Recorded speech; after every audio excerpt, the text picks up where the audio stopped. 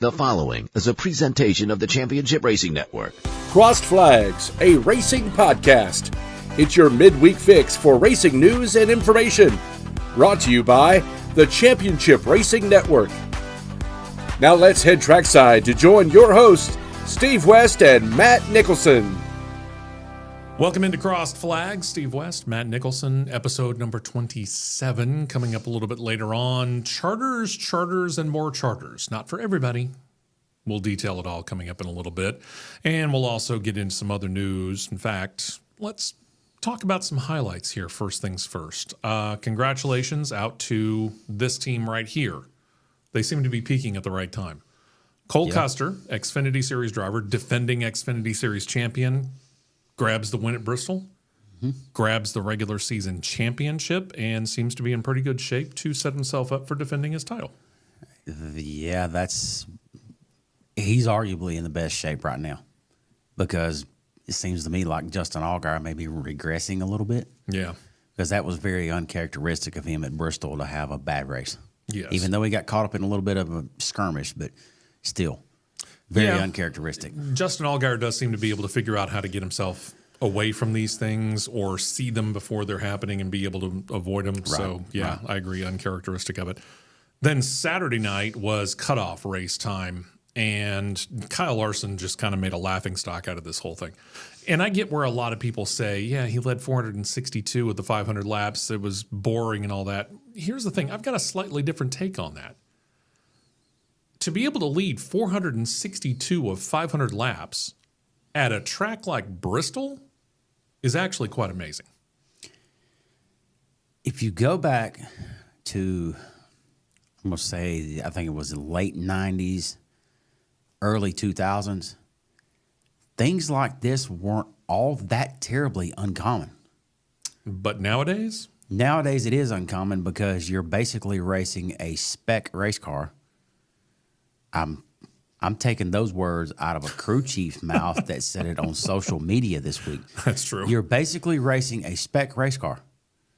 And it's who's going to outdrive who because everybody's got the same stuff, basically. And then you have yesterday on somebody's show. Well, trying to be politically correct here. Oh, I see. Okay. The weekly segment with Elton Sawyer on the morning drive on Sirius XM NASCAR radio. Let's word it that way. You can tell we're not really big fans of that particular segment. Because every time Elton Sawyer opens his mouth, he sticks his foot in it, and he doesn't halfway understand what he's making sense of what he says, in my opinion. We're just baffled because the tire didn't do what we thought it was going to do.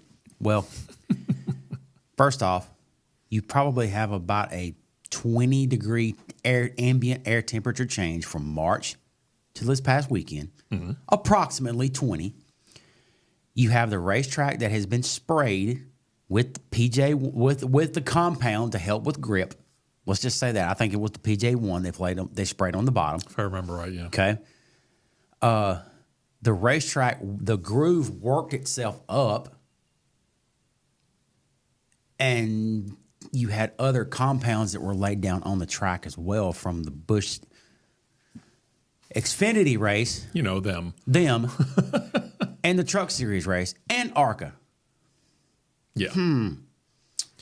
The thing about it is that this was a lot closer to what we saw last fall versus what we saw in the spring. Spring, obviously, very vastly different circumstances compared to what we saw this fall.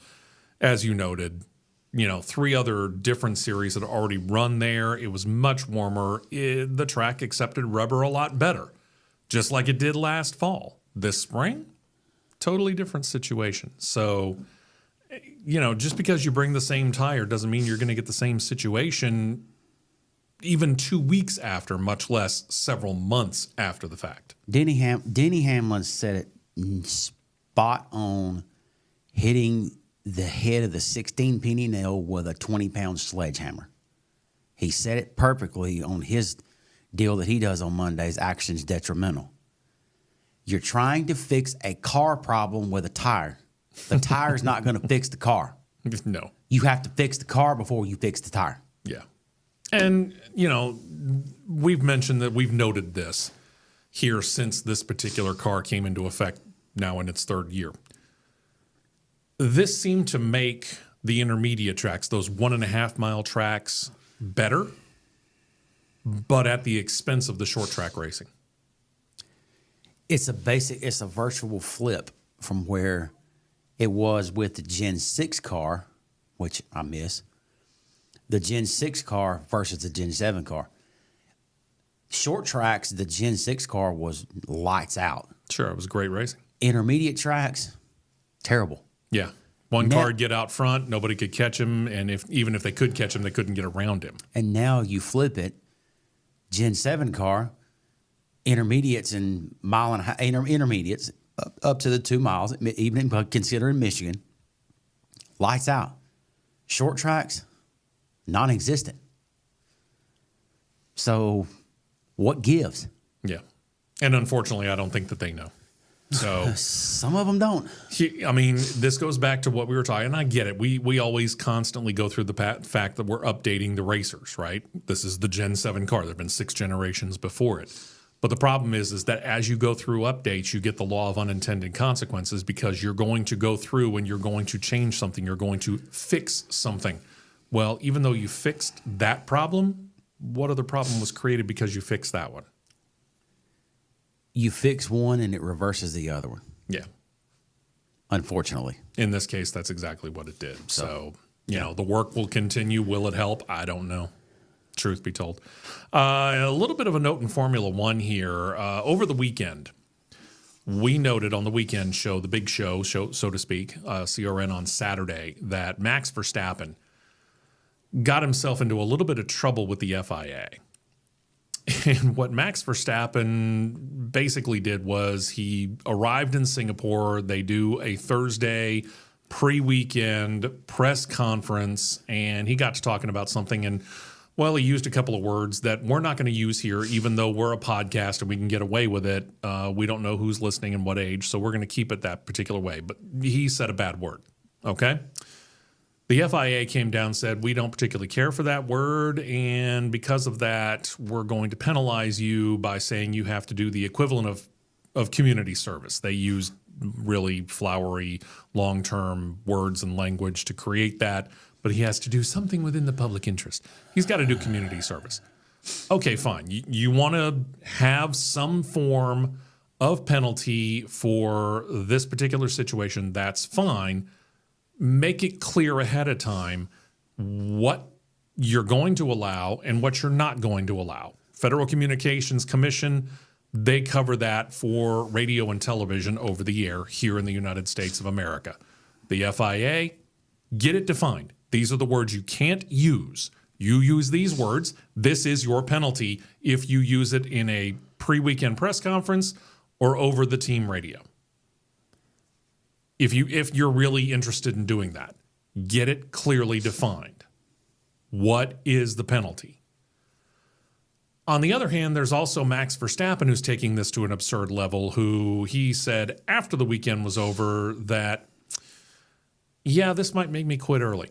Dude, you're 26 years old. You're making millions upon millions of euros, millions upon millions of dollars in the equivalent for racing a race car.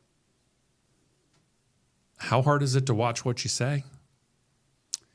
And if you're really insistent upon using language that you will get in trouble for, and therefore it might make you quit, then quit. Go home. Take your steering wheel and head on down the road. Nobody except your most ardent fans are really going to miss you. And even you noted, Formula One will continue on without you. There's a big difference between when you say something like that in a press conference setting versus if you say something like that when you've got your helmet on and your team communications and you're talking back and forth with your team. Monstrous difference. Oh, I would agree. Monstrous difference. The difference is on that one, the differences is you've got somebody in front of you that you're just like, you don't care. But at the same time, this may sound confusing here.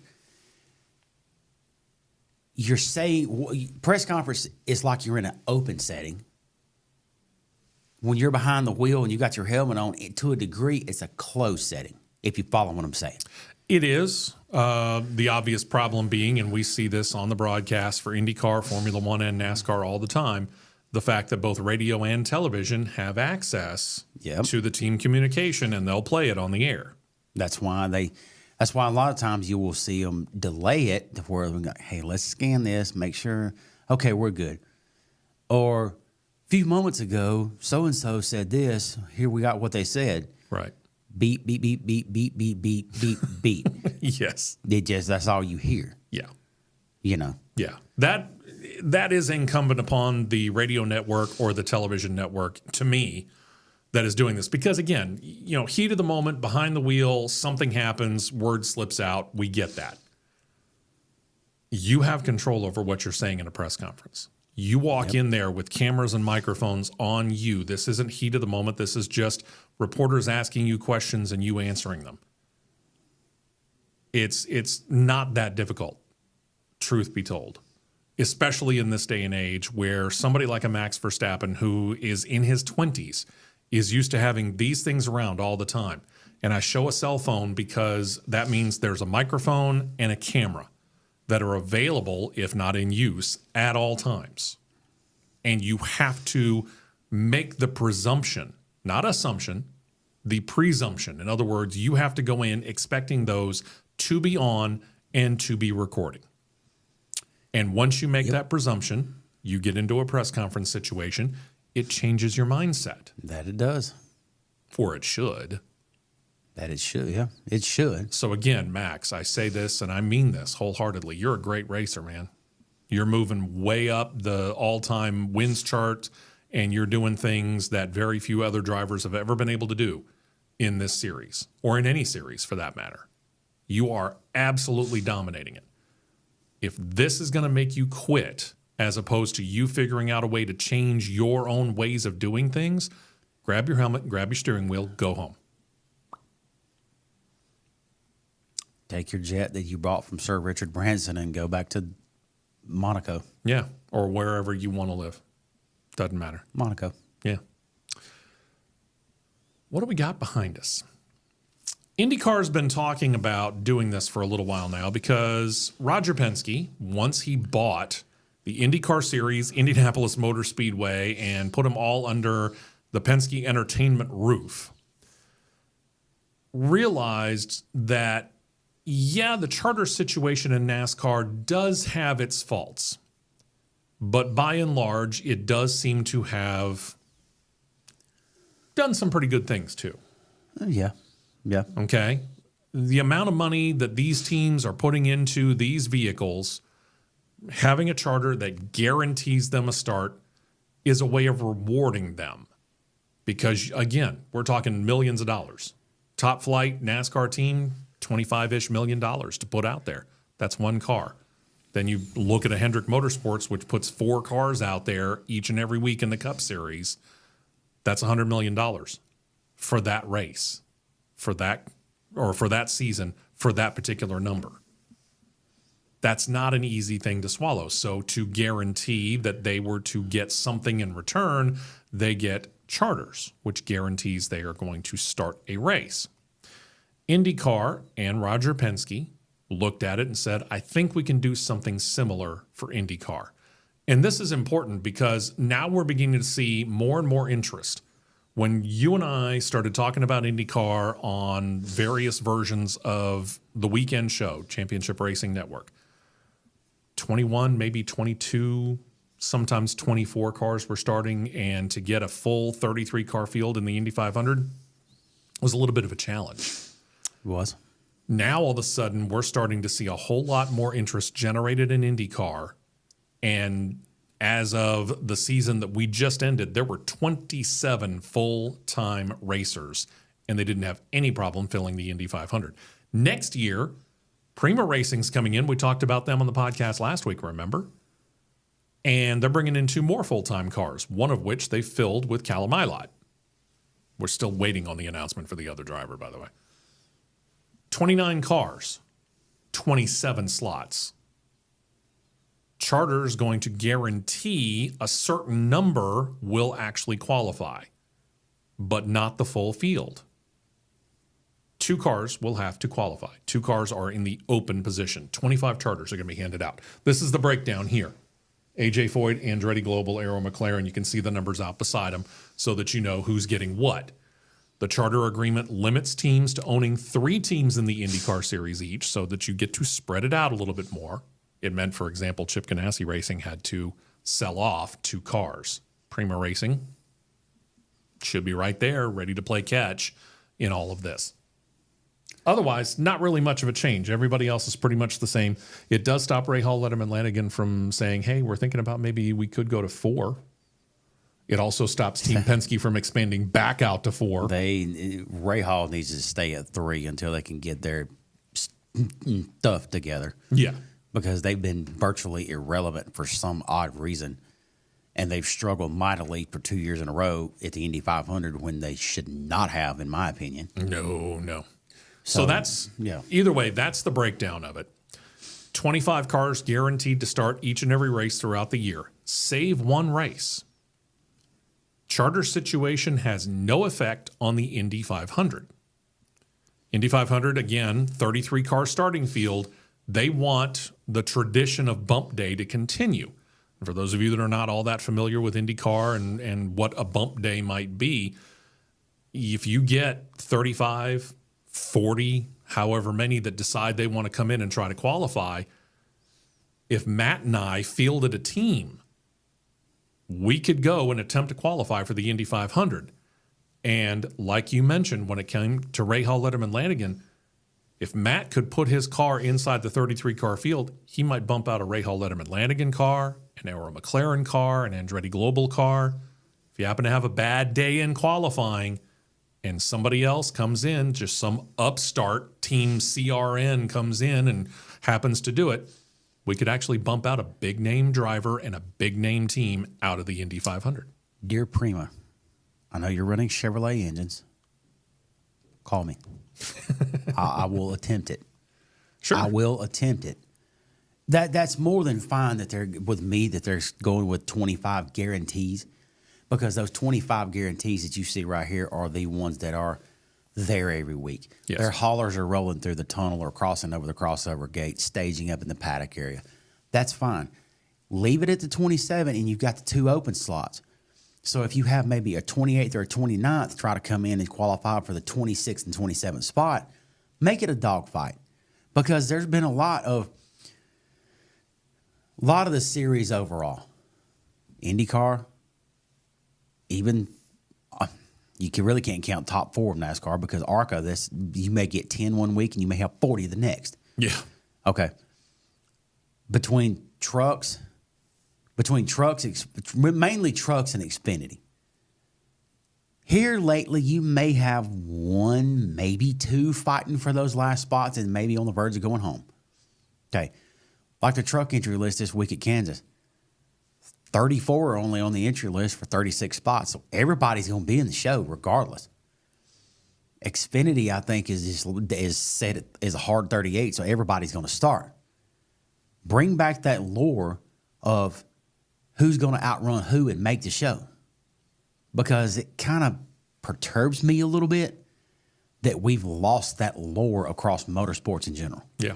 We're really only seeing it in a lot of ways for the big specialty races. Daytona 500, 40 starting positions in the Cup Series.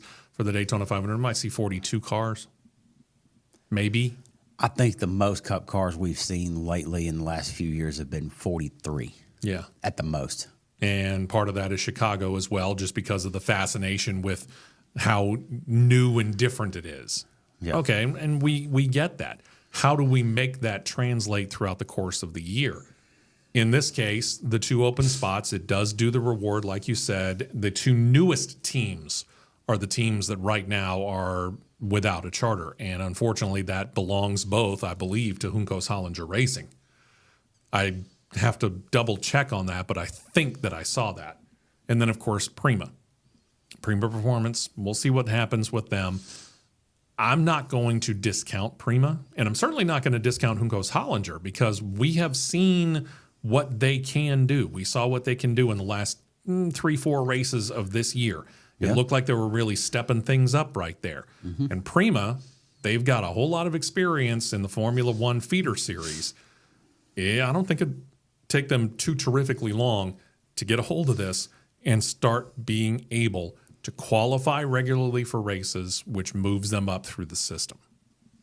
Wouldn't surprise me in one bit at all. None at all, because here of late, I'm going to say within the last 6 to 8 years, anybody that you've seen come over from the Formula One series, be in the top 3, F1, F2, and F3, if they come over and dabble within the IndyCar ranks, more times than none, they're gaining success pretty quick. Sure, yeah. See Roman Grosjean. Yeah, he's had, even though he hasn't won, he's probably had more success with his time in IndyCar than he did in his entire F1 career. Granted, the stint at Andretti did not go like I thought it was going to go. Yeah. I thought he would have won a handful. He was in contention to win a handful, but either mistakes that were not of his doing or mistakes that were of his doing took him out of a lot of it. It did. So, and one other thing that he noted has come true. Meyer Shank Racing has decided to give Logan Sargent a test session. Now, Meyer Shank Racing is already set up driver lineup-wise for 2025, but this is an opportunity for Logan Sargent, who got bounced out of his F1 ride, remember. That's an opportunity for him to showcase his wares, and this is a chance for him to get somebody from IndyCar to sit up and take notice.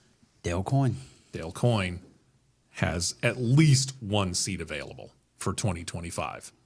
Because 2 seats got claimed just a few moments ago. By all means, break that out. 25 minutes ago it was released that the 2 new pilots, 2 pilots for 2025 and beyond for Ed Carpenter Racing. In the 21 car, you will have Christian Rasmussen. That's a good call. He's moving from the 20 to the 21. Yeah, that's a good call. Put him in full time. We kind of saw that happening when we heard that Ed Carpenter was going to step out for the final couple races of the year, Worldwide Tech Raceway at Gateway, and then Nashville Superspeedway oval track races, which that's what Ed Carpenter tends to run. Let's, in this case, Christian Rasmussen run the road and street courses. So, yeah, we kind of saw this coming. In the 20 car, are we splitting? 20 car is not going to be a split. Ooh, Ed Carpenter stepping away. Sitting in the 20 car full time will be Alexander Rossi.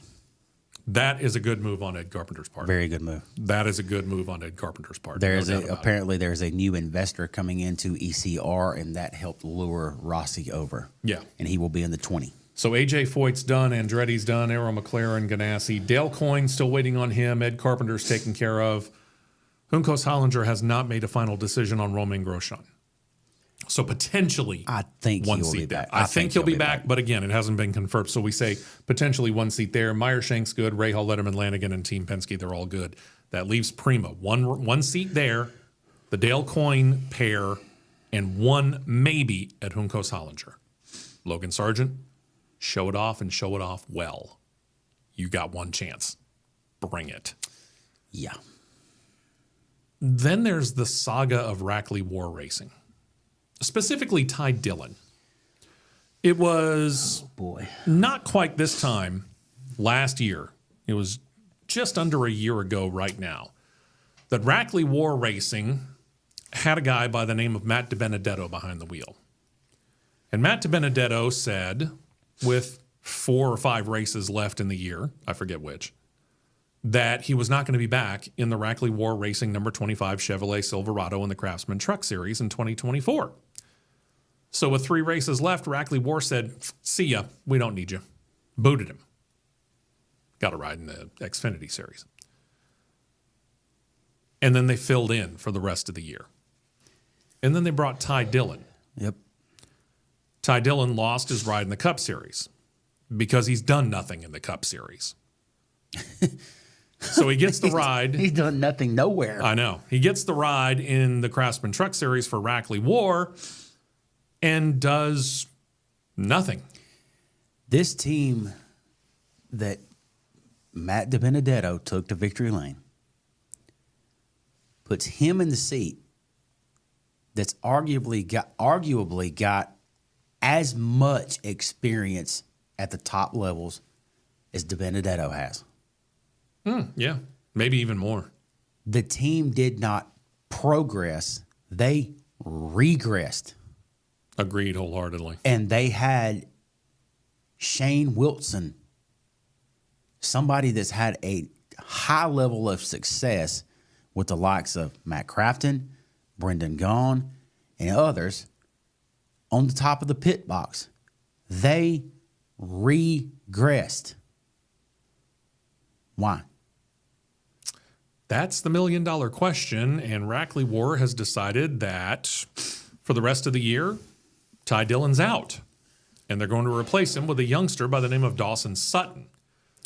What does Dawson Sutton bring that Ty Dillon doesn't? Outside of that, Daddy owns the truck. See where we're going with this, kids? Mm-hmm. Dad owns the truck. This is me not taking away from the kid's abilities. He's a sharp little late model racer. He's won quite a few. Across the region east of the Mississippi. Let's say that. He's won his fair share. He has 2 Truck Series starts. North Wilkesboro, Nashville. He wrecked out on lap 6 of the ARCA race at Bristol. But we're going to throw him in the truck in the next 2 races at Kansas and Talladega. And by the way, just for record-keeping purposes, that guy, Ty Dillon, is going to be his driver coach. Okay. Good luck. You're going to put an 18-year-old kid in a truck that does not... So apparently his super speedway clearance race is going to be Kansas this week. Okay. In the words of the comedian Ron Watt, I don't think so, Scooter. One of these things is not like the other. Got news for you. Talladega, not like Kansas. Kansas, not like Talladega. Sorry, it ain't. This ought to be interesting. Rackley War Racing is one of those teams that I will admit to when I first heard about him, I had a soft spot for. Because we as Americans, as a general rule, we love the underdog. You know, we love the sad sack story. We loved it when the Chicago Cubs were the lovable losers and it took them 108 years to win a World Series. We loved it when the Boston Red Sox took 86 years to win a World Series because we wanted to root for them. We want to root for the little guy to beat the big guy, David versus Goliath, right? I wanted to root for Rackley War. These moves, I have a hard time rooting for them now. These personnel moves are questionable at best. When you got the co-owner of the team, Willie Allen, as reputable as he is in the motorsports world as suspension products for shocks mainly, not only in the asphalt world, but in dirt as well. As reputable as he is, he should know better. One would think. But when you've got Curtis Sutton, i.e. Dawson's pop, footing the majority of the bill because Rackley Roofing is a very large company in the state of Tennessee. Yes, it is. Very large and growing rapidly in the Southeast. Yeah. Yeah, they do a good job with roofs. If you need a roof, they wouldn't be the worst ones to call. I can tell you that right now. I mean, I'm pretty sure they've got their corporate sponsorship with the Tennessee Titans for a reason. Yes. They're one of them. Sure. But yeah.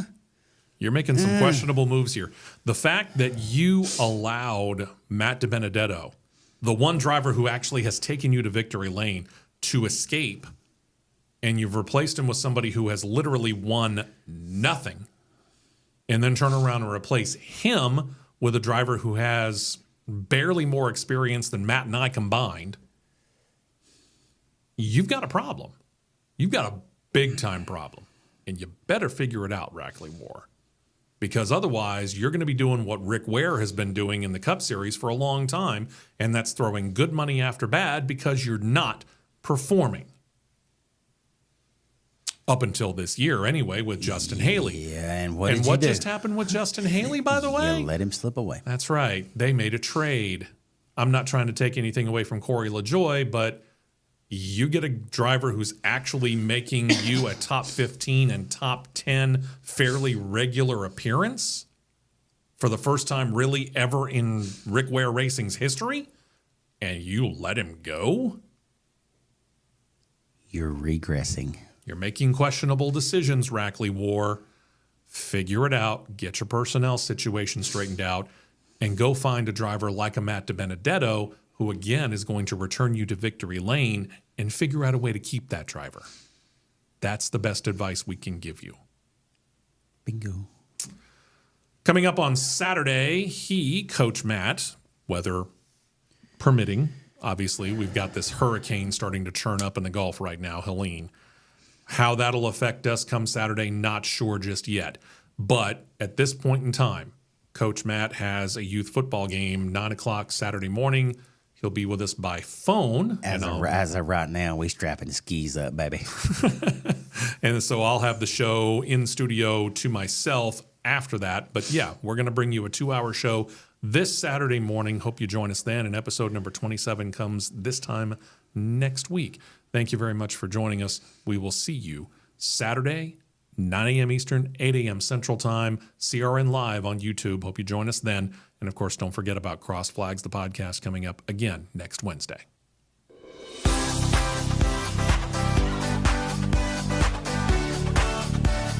You've been listening to Crossed Flags, a racing podcast. For more content like this, subscribe to CRN Live on YouTube, and you'll be set to catch the 2-hour live show every Saturday morning at 9 Eastern, 8 Central.